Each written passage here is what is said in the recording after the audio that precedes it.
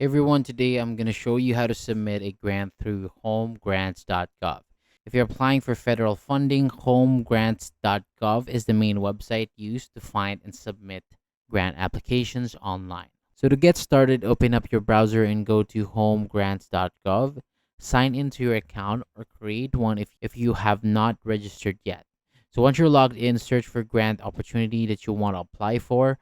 Open the listing and review the eligibility rules, instructions, and deadline carefully. Next, open the application package and complete all the required forms. Make sure the information is correct and attach any documents requested by the funding agency. So before submitting, review everything one last time to check for missing details or errors. Once you are ready, submit the application through home.grants.gov and wait for the confirmation message showing that it was received. And that is how you submit a grant application through homegrants.gov. So that is all. Thank you so much for watching. For more videos like this, hit the subscribe button below and I'll see you on the next video.